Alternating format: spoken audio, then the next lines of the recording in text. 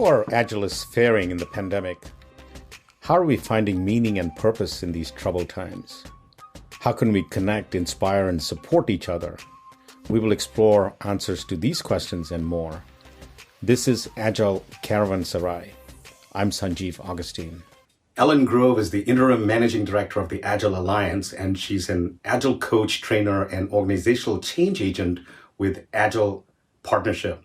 I've known Ellen since 2013 when we partnered with her on an Agile transformation with wonderful results. As an Agile coach, Ellen has worked with companies of all sizes, from software startups to public sector agency to large global data networking enterprises.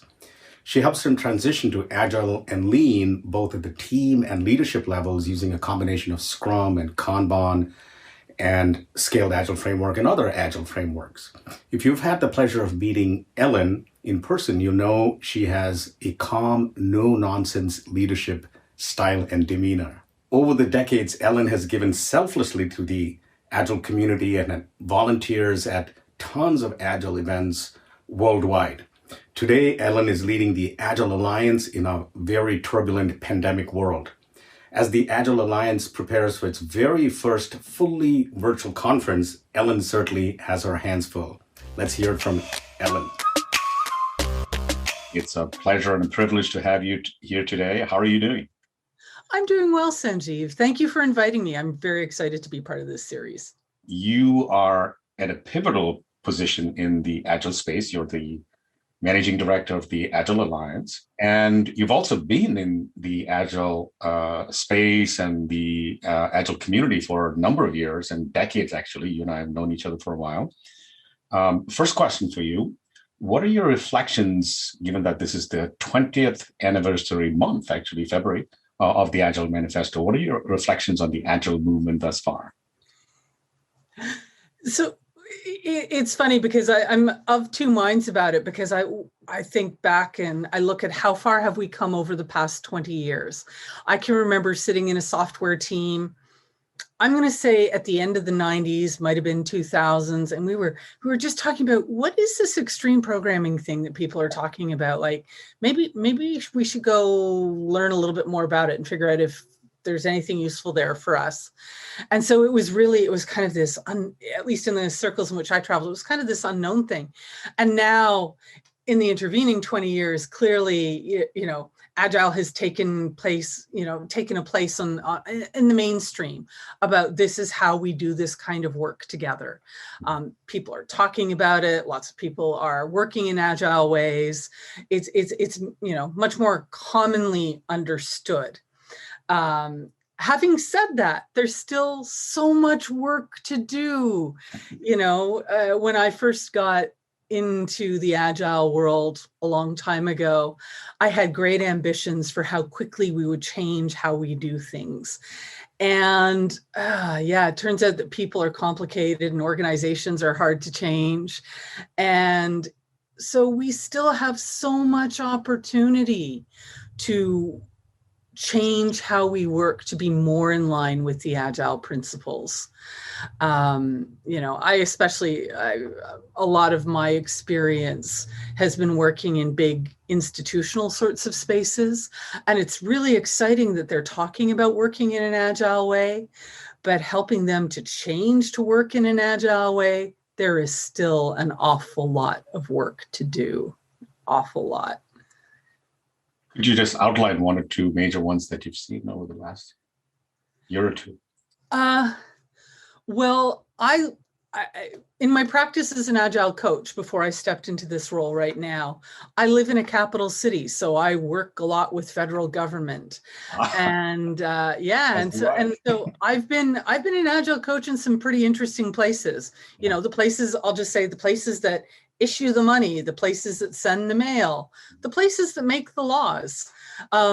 And they're starting to see the value of working in a more Agile way in terms of working iteratively, working incrementally, bringing your users into your process, right? Everybody recognizes, hey, these are great things to do. These would solve some of the problems that we have doing the kind of work that we do. But it's difficult to make those changes quickly.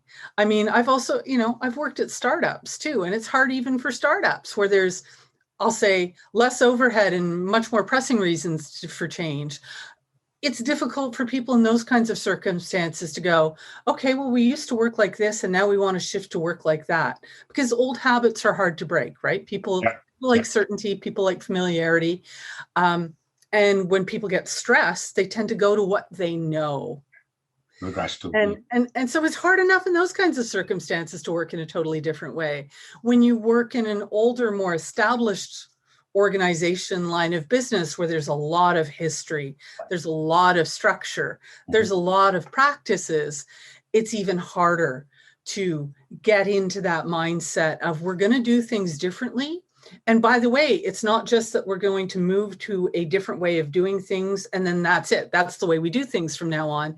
It's we're going to move to a way of doing things where we are constantly examining, how is this working for us? Are we building the right things? Are we building them in the right way? Are the people who we do the work for happy with the work, and are we giving them the most important things? Getting into, building structures to have those kinds of continuous feedback loops, that's a big challenge. And that's where, as I said, there's still a lot of work to do. Agreed. Awesome. So thank you for that. On to our next question. How are you doing personally in the pandemic? When you mentioned it, I happen to live in the capital city too. I'm in Washington, D.C. You're in Ottawa, across the border. Yeah. How are you and your family doing personally in the pandemic? Surprisingly, we have personally been doing really well. I have been pretty much holed up at home since last March. I got back from a trip to India in February, March 1st, 2020. And since then, I have been at home pretty much every night. And I have to say, I'm not missing the rigors of the volume of travel that I used to do. So it's been really nice being at home. Except my kids moved out, which was a little bit weird. In the middle of a pandemic, both of my children decided that it was their time to go and move into apartments on their own to be closer to school. And so that was a little bit exciting, but they did it for good reasons. And that's worked out really well. My biggest complaint at the moment, which I realize is a problem I'm very lucky to have, is I have more work than time at the moment because there is so much going on. And because we are, reinventing how we do almost everything, there just aren't enough hours in the day to do all the work that I want to do and then do all the things that I would like to do to enjoy being at home. Thank you. Thanks for that. And it's interesting that life has gone on and will continue to go on, pandemic or no pandemic, right? I guess we all adapt to that.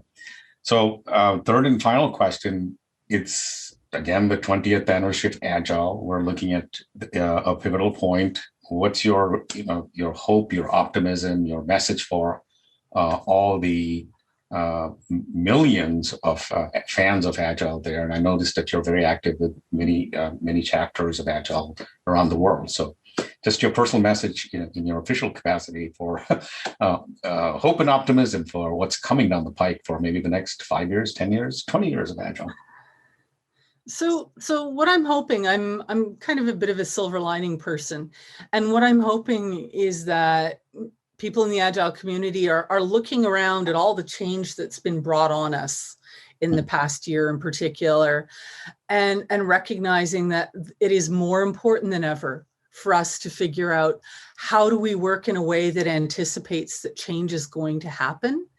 And we set ourselves up to work in ways that make that a benefit rather than a problem, right? We set ourselves up so that we can respond to change, so that we can figure out, oh, hey, this isn't what we expected. We're going to have to do this instead. And we can quickly set ourselves up to go off in a different direction as we need to. I think there's still a lot of work to do. I think, there's a lot of people who talk about Agile is dead, Agile is done. And I really think the core ideas, the values and the principles at the heart of Agile are quite eternal. And I also think there's a long way to go for a lot of us in terms of really being intentional and effective at putting those principles to work in the work that we do.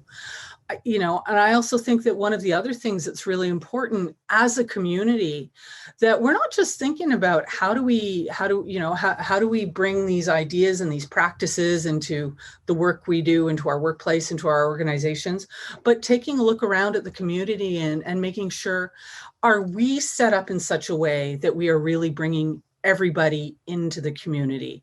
Are we, do we have all of the voices at the table who should be at the table? Because I think this is something that we've really come to realize, that there's still a long way to go there in terms of really having a global agile community where everybody feels that they can participate. We have work to do.